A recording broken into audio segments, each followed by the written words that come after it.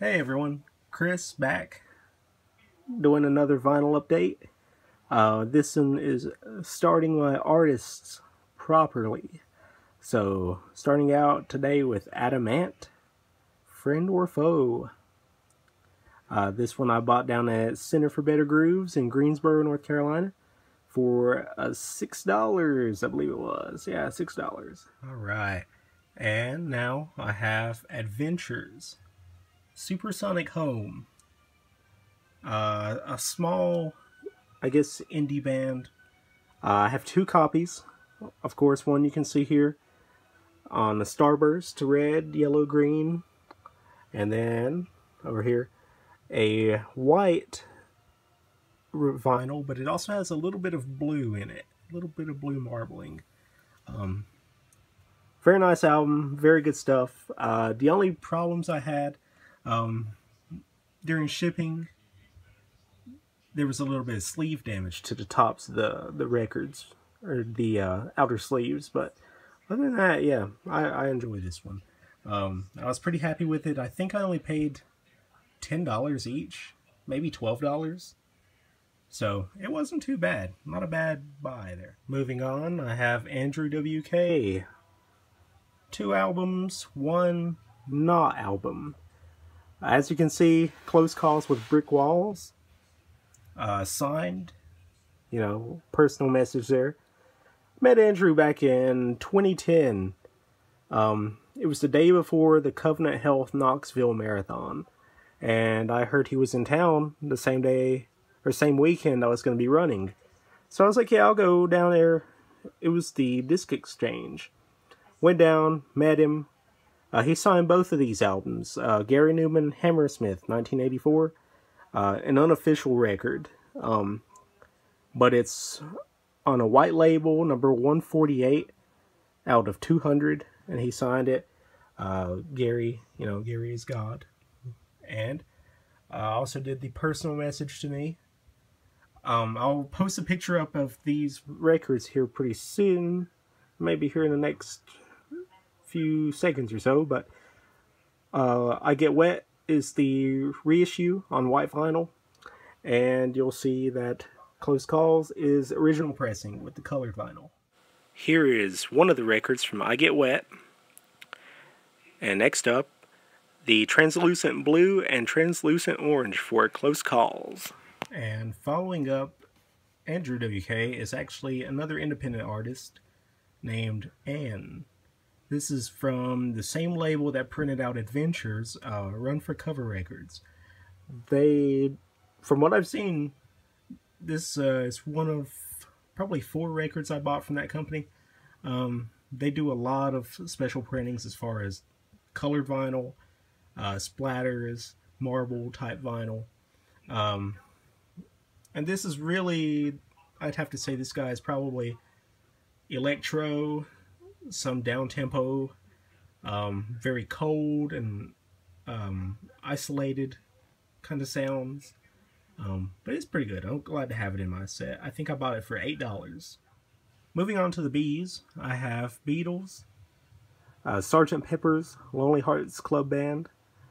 This one is a reprint. I can't remember what year it is, but as you see there, it's a stereo. I still love it, regardless. It's probably my favorite Beatles album.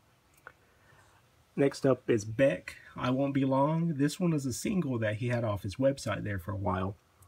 I believe it's sold out now, but my copy is still sealed. Then we have his most recent album, Morning Phase. This one won Album of the Year. It's going back to his country roots. I'd say some of it's a little reflective as far as there's a lot more feeling in most of these songs. It reminds me of Sea Change rather than an Odelay or a Midnight Vultures.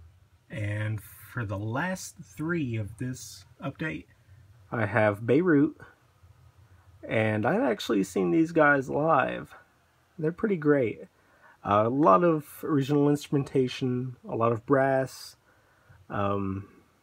very folk style singing. The orchestration of it's very well. I think I saw these guys at the Orange Peel in Nashville a couple years ago. Next up, Blondie. And as with Parallel Lines, you know, I bought this one. If I'm not mistaken, it has Rapture on it. And Rapture is probably my favorite Blondie song. Moving on, I have Bob Seger, the Silver Bullet Band. Of course, Bob Seger, can't go wrong, especially with that $3 sticker price up there. Still has the original kind of cellophane wrapping on it, so I was happy about that. It's not being played very much, so I'm loving that one. Alright, and moving into my David Bowie collection, we have the interview disc for Never Let Me Down. I also have the album Never Let Me Down. Has, of course, the title track and Time Will Crawl. Those are probably some of my favorite 80s tracks of David Bowie. And then we have Absolute Beginners from '86. Probably one of the top ones that I love of a David Bowie song. Of course, you can't beat anything from his Ziggy Stardust days. But this one does have a special place in my heart. Continuing along, I have Station to Station. Features Golden Years, which is another one of my favorite songs from Bowie. You'll probably hear me say that a lot during this update. But you can't go wrong with Bowie. He's something else. He influenced Gary Newman, who you'll see a lot of in the next few updates. Well, maybe next update or two, I'll get to the Gary Newman, but yeah.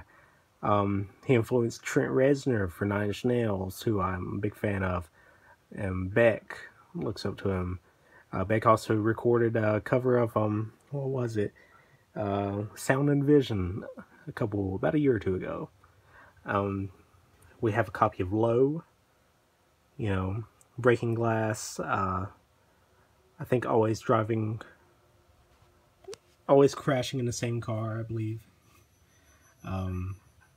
Oh, and Be My Wife. And then you have my favorite of the Berlin trilogy, Heroes. Beauty and the Beast, Heroes, Blackout. Great stuff. Great stuff off all three of these. And the last two in the Bowie collection right now, Young Americans, which I bought at a shop here in Sylva, North Carolina, a couple years ago. And then, of course, its most recent, The Next Day. Now, I've seen the red copy of this go for like $200, $250. This is just a standard black copy, but, you know, a boy can dream off getting one of those. So yeah, guys, this covers pretty much the entire B category, A and B category of my record collection. So next time I'll start at the C's and keep working down. I hope you guys enjoyed this video. I appreciate you watching. Thanks very much.